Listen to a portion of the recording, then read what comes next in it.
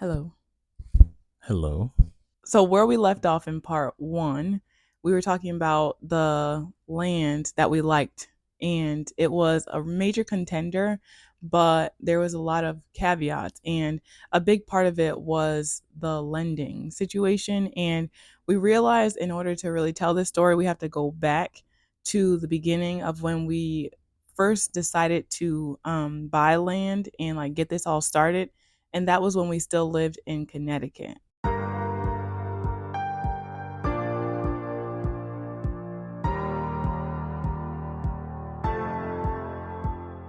So our original idea, and which is pretty much still our idea, was to buy land and put a home on the land because what was available to us or within our price range for buying a house on land wasn't feasible. It wasn't what we were looking for. And then for the stuff that we were looking for is so outrageously priced that there was no way we were going to be able to afford it. So the after speaking to a gentleman, a lender, can't remember his name, but he was super helpful, super kind guy, super understanding. He gave us the option of a USDA loan, which is a rural it's a rural land loan, and basically it's like through the government, and it's trying to help people get into these rural areas, and they offer different options. Like, you could buy a house, but for us we wanted to buy land, and so they had this special land and home construction loan. It was 100% financing, so we wouldn't have to put any money down in order to get into this home. there was a caveat with that loan that if we chose to go that route, the amount that would be financed or the amount of money that we could be financed for was much lower than your traditional loans or some of the other loans that you might be able to use when buying land or buying a home. Although we didn't know that until he sent us to a lender who could actually do it. So he was really great, but he couldn't do this type of loan. So he sent us to another person, one of his friends in a different company. And when we went through the process with her, like giving all Shane's information, that's when she told us that for USDA, they have it's stricter, I guess, like with the requirements. So although they would approve us for the 100%, the max amount of loan would be much less. So then the second option that she made known to us is called a FHA loan, and with that, I believe it's a 3 point. Also, the government. Also, the government. There's a 3.5% down payment, if I Hmm. remember correctly, and we were approved for substantially more, almost double. So just to like really break down the loan types, we talked about the FHA loan, and that one would require 3.5% down, and it's less than what the conventional loan type would require. Typically, they're looking for 20% down, but they would take less than that. But the reason why the FHA is lower is basically because the government is backing us. So, like, if we were to default on the loan, then the government is kind of like guaranteeing to the bank that that loan would be their responsibility, if that makes sense. So that's why they allow like a lower amount down from the buyer.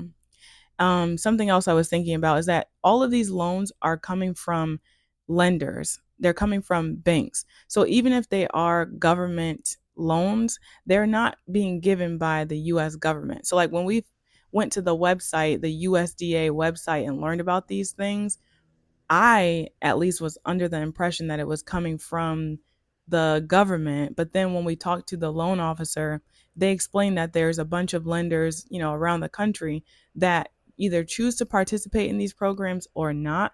So you have to find a specific person, a specific bank that's going to be willing to do this type of loan. So that's something to keep in mind as well, that we learned along the way. And then they also talked about first time home buyer options, and they definitely exist in every state. They're a little bit different. So, like when we lived in Texas, they had a program where it was a grant. So, they would give you down payment assistance that was a grant, and you didn't have to like give it back. In Connecticut, there was the same program, but it was a second smaller loan. And in Tennessee, that's the same case. So, there's a second smaller loan that usually has like no interest rate on it and you just pay it along with your mortgage. Now, those loans are great or those programs are great, but if you want to buy land, you cannot use those programs. They are only for home buying, like literally buying a house, which is what at this time we were not interested in. So that wasn't an option for us. And so the one that was the best one for us was the FHA loan. And like Shane said, we just decided we needed to save up some money and kind of prepare to put down that 3.5%. Unfortunately, that was kind of put on a standstill because it was the approval of the loan, or the pre-approval of the loan was on the condition that I would be able to transfer my job at the time in Connecticut down to Tennessee, which was a possibility, but unfortunately, it didn't work out that way. So we kind of had to put everything on hold, and we decided that it might be better until we came down to Tennessee. Anyways, we decided that we would rent for a few months and actually learn the area, like actually go out and touch the grass, because everything we were doing was just Google Earth and Realtor.com or Zillow. So we actually didn't, to actually be physically on the land and see the sights and smells and sounds and the spiritual uh, qualifiers. So that was our plan, and that's what we did. And once we decided kind of where we wanted to be, then we reached out to that lender again, the same one that could do the FHA loan, and had to go through the process again with his new job and his new, pay stubs and all that. And they gave us a tentative approval again. And this time it should have been pretty straightforward, but for some reason they just kind of disappeared. Like we don't really know why. Like she was telling us she was going to email us the numbers for the approval, and we just really never heard back from them. And it kind of like wasn't a big deal at the time because we still didn't have any prospective land that we wanted or like a house that we wanted. It was just kind of like we wanted to get that approval so that when we did find something, we can go ahead and make an offer. After that lender began to fall off, or we just never really heard back from them, we started working with a realtor, and she was very helpful. We're still currently working with her. And she was able to recommend someone who she had been working with, another lender. Very nice gentleman. He was very polite and informative, and he helped us out. He got us approved very quickly, but we weren't exactly sure if the message of us buying land and then putting the manufactured home on the land made it one to the lender, or excuse me, one to the realtor and then two to the lender. Yeah, because when we talked to them, both of them, we were saying that we were open to the house because they asked us, would you be open to buying an already built home? And we said yes, because like we were open to it. But our main goal was the land and home, like kind of construction loan. But it seemed like they were saying okay, like yes, but the message didn't really fully get there, which we No, didn't know at the time. because very quickly all of the properties that our realtor was sending us was for uh, land with houses that were already built on them. And from the way that the lender was talking, he was saying pretty much that the loans that we would be looking to use were loans for land with a house already on them. And he did have like, and this is not until way later in the process, but they did have a construction loan. But this for him, and like I said, with the different lenders is really important. They all offer different packages. So like for him, he could do the construction loan, but it would have to be a traditionally built home, not a manufactured home. And kind of the reason why we were leaning more towards a manufactured home, which is just basically a house that is built outside of like they don't build the house on the land site. It's usually built in a factory somewhere. Like they build it in pieces. It could be like a mobile home. It could be they call it modular homes, prefab homes. It's just basically any house that's built like off site and then brought on site, usually in chunks. And the reason why we like this option is number one, because it's pretty affordable. These houses are really cheap for the most part. They're easy to build. They can be built faster. And with the USDA loan program, they those are the only ones that we could use. So there's like a specific builder that they approved these construction loans for with using USDA, right? And we kind of like just liked it, even though we were going the FHA route. We liked the idea of doing the land and manufactured home because it would be a brand new house built to what we wanted, and we would still get the land that we wanted, and ideally not pay that much money. So that's why we had to clarify, like, we wanted a manufactured house, not a traditionally built house. Well, and ultimately that would have been problematic because that's not what we were looking for. It would have been a lot more expensive than what we wanted. And then I think, correct me if I'm wrong, but they did also do land loans where we would have been able to purchase the land and then afterwards be able to purchase the manufactured home. But to do a land loan, I believe it was 20 to 25% down that we Yeah. had to do. And that's just way more than we had at the time, unless we were able to find a really cheap piece of land.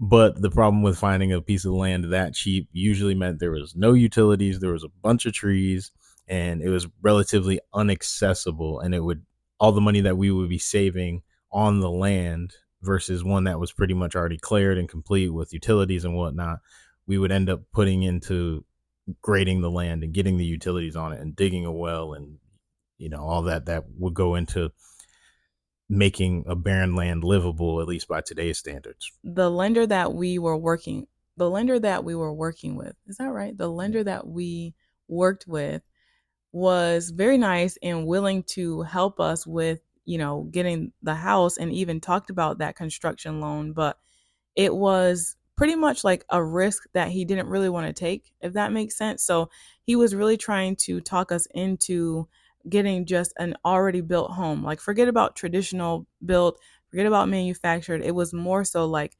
a home, right? And so we were like, okay, let's entertain it, right? Like, we really just want to start our homestead. We want as much land as possible. We want to grow our own food. So it actually didn't matter too much to us as long as the house made sense. But that's the problem. The houses were not making sense. Do you want to talk about the houses? Well, really, since we were looking for a specific amount of land, what we seemed to run into was a rundown house, or arguably no house at all anymore, on a decent chunk of land, or a pretty nice house on a small plot of land. And both of those things weren't what we were looking for because we have two small children. So we need a house that we can put kids in now, that we Mm-hmm. can live in now, especially with you staying at Right. home. And they were often like out of the way, or they needed a lot of work. Yes. And the biggest one was that they were too expensive. Yes, and then ultimately the ones that we would be able to live in now that did have enough land were too expensive, or the ones that we were able to live in now didn't have enough land, or they had some other restrictions associated with it, like HOA. yeah. We ran into homeowners association around every corner, and you can't do this, you can't do that, you can't have chicken, you can't play music, you can't no a bunch of can'ts and no's, a lot of no's and don'ts. And we don't like that. We We do don't not. like being told no. So we continued to look at these homes that were being sent to us, and even started to look at some ourselves. I mean, we even were driven to the point of looking at foreclosures, Mm-hmm. even though we really don't necessarily like the idea of taking somebody's house from under them because they couldn't pay their taxes. Yeah. But that's another story. So after going down that avenue, we realized that it's probably still not going to be feasible to do just the traditional home, or buying your traditional home. And we already knew that we wouldn't be able to buy land and put a traditional home on it, at least with cost of materials Yeah. now, and And the and the timeline. timelines. Yes, Because exactly. I we was were just gonna on a say. short timeline. We only have this rental for 6 months, and we don't want to be spending as much money as we are with this rental for any longer than we have to. Right, and ideally, we didn't want to renew the contract for the rental, or go month to month, because obviously that'd be a little bit more expensive, even if the company was to be able to do month to month, as some rental properties don't do that. So that we were starting to run into that issue as well. The thing was that when we went to go look at these houses, we only went to go look at one, like, inside, it ended up being a manufactured home anyway. Like the one that we liked the most, that had the most potential, it had a decent amount of land, although the land was on a steep mountain top. But it was a manufactured home and it was built by the same company. It was awful. I mean, we could get Yeah. into it probably on another video, but um it was built by the same company that we would work with, and it was going for, like, when we had all in, prices in mind for the land and the home, like through the builder, it would have been somewhere around 280 or something like that, under 300, and this house was going for 299. So, and we would have offered less than that, but it was an older home, an older manufactured home, and it was going for the same amount. So it just didn't make any sense. And then with these type of homes, they depreciate over time, kind of like a car. So like if you buy just a regular house, you kind of have equity like already kind of there. But since this isn't that type of house, you're not going into it the same way. So that was something to keep in mind too. Why buy an old manufactured home when we could spend the same amount of money for a new one, a brand new one that we can design ourselves pretty much and have ready to go when we're ready to live in it. So at this point, we realized we were deviating from our original plan too much, and we kind of had a coming to Jesus moment. We prayed about it and said, you know what, let's stick with our original plan. It's what we wanted to do. And it seems like it's the only path forward that was both like economically feasible and that like we that would sit right with us Mm-hmm. mentally. Yeah. Because it's what we planned on. It's what we kind of already war gamed about, like how we would be able to get on land and get in a home. And it really, at the moment, it seemed like it was our only avenue. Actually, the second lender that we had been working with sort of did the same thing the first lender did, and they just kind of fell off. And I ultimately we came to the conclusion that maybe it's just because the loan we were trying to do, or the way we were trying to go about buying land in a home, was not what he did specifically. Yeah. So he kind of just faded into the darkness. Yeah, like it's very important to emphasize that each lender can only offer a specific package. So, whatever you're looking for, you have to make sure that you clarify to them exactly what you want from the beginning, because they may think that they understand. Like that difference between a traditional built home and a manufactured home is very important. Or not that it's even necessarily a negative thing, but they may try to persuade you away from your original plan by Mhm. doing the things that they are capable of Yeah, doing like they rather than want what to you help. want. They want to help, of course, but yeah. Right. They want to loan you money, and they want to loan you money in the ways that they're able to do it, Hmm. which might not be the way that you want to do it. So Yeah. definitely make sure you look into that and see if it's something that's right for you. So now we Which, contact lender one again. no, no. We talked to a land loan only like Mm-hmm. lender first, Okay. because we wanted to get land. We needed to get land. So we weren't ready to go back to lender one yet. So we found a lender who literally only did land. And what we were thinking we could do was try to get the land through this person and then fund the house through the other lender, because he was willing to do that.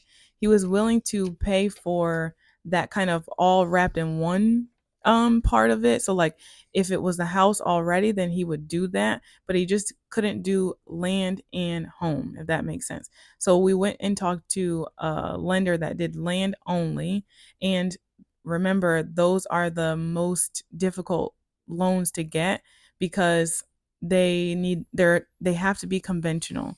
So you have to put 15 to 20% down, and you also have to be like in pretty good standing financially. So you need to have a certain amount of money that you have in your bank. You have to have a certain debt to income ratio. Your credit score needs to be good, because these land loans, there's no house on there, right? So there's no like collateral. There's nothing. It's a very high risk for any lender to pay for a loan for literally grass, like in woods. There's nothing that you have on there. So it's just a lot stricter. And we did go through it, but it ended up being that all the other things were fine. We had enough money in the bank. Shane's credit score is great. We had the down payment, but it was our rent. So when they look at the debt to income, it includes what you pay in a monthly, rent or mortgage. And our rent was too high compared to income in order to qualify for a loan. So this is before she even ran any real numbers. It was just like a pre qualification. But isn't that ridiculous? Like, Yeah. we're trying to buy a house to get out of this. And they're saying we pay too much in rent. So that's why we can't buy the land to get a house to get out of this. So that avenue really didn't work out for us. But something I did forget, we the company that does the manufactured homes also has their own lender, Mm-hmm. and we were considering going with them, but some of their rates weren't that great, and we looked up a bunch of reviews, and some people said that they were doing predatory action, so we weren't Mm-hmm. exactly sure. It just didn't really feel right, and like I said, originally with the rates, it was a little too steep compared to some of the other lenders that we would have been able to rent from. And again, it's because it's risky. It's because it's a risk. So these lenders that are willing to do the land and home loan, their rates are going to be higher than like a traditional route. Right. And that's because they're buying land to put this manufactured home on for somebody who specifically wants it being us. And if for something were to fall through for some reason and we don't want it, now they're going to have to try to sell the land with the manufactured home specifically to someone else who it might not be ideal for. So that's why the rates tend to be a little bit higher. So at this point, The we land. circled back to the original lender that we talked to when we were in Connecticut before we had moved, and then that same person when we originally who moved down, who just kind of disappeared, who never really sent us the quote. And that's because we knew from the beginning with them that they could do this loan. We Yes. knew for a fact that they could do it. Right. They could do the thing that we wanted. And ultimately, the person who we were working with at the time had a life event happen. So they had some stuff going on. So that's why they really didn't follow up when we attempted to figure out what was going on with them. But we moved forward and we were able to get another representative of the lender who was available and was able to help us do what we wanted to do. She got us pre approved very quickly, like almost like the next day. Yeah. And then from there, we were able to get to the point where we could actually start making offers. Mm-hmm. Which happened pretty quickly. Yes. So we thought that this was a good place to end since we were mostly just talking about the loans and finding a lender. The next part of this is actually going to be talking about the property, which we left off in the part 1. So we'll see you all in part 3 of this series.